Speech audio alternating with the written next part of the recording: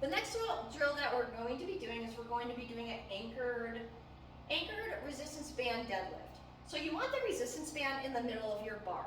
This is a trainer bar or an axle bar. It is only 11 pounds. I would suggest if you do not have a barbell at home, or if you're doing this at the gym and they have low access to barbells, I would do a lighter weight one because this is a drill. It's not meant for heavy loads. But you want a resistance band that is at least has enough tension to where it's going to pull you forward, because we want to fight that resistance to be able to really feel and activate our lats and our hamstrings and glutes. So we're going to make sure that it's at the hips here. I'm going to get my hands set up. Good.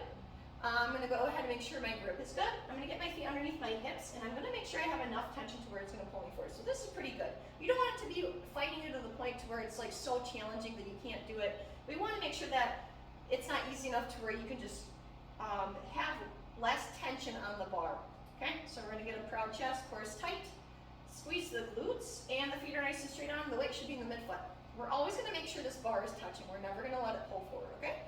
So I'm going to have a big chest. I'm going to pull it in, take you with it, and we're coming down. I'm going to hold at my end range of motion, 1, 2, and then I'm going to go ahead and come up. Always touching. And make sure with this drill, we want to make sure we're not going around the knees. So always pull the knees out of the way. So if I'm coming down and my knees are coming, this is coming around the knees here, okay? We always want to make sure that we're not letting the knees lead. Okay, so hips back, chest leading.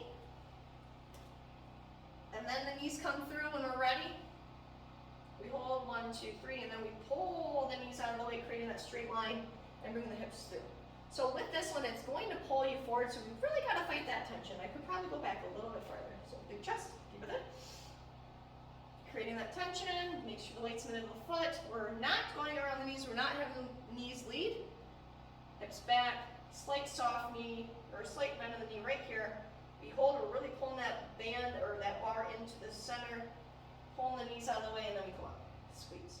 This is a great drill to be able to learn the mechanics in deadlifting and how to create tension throughout the body without adding a sub-max load from the ground up.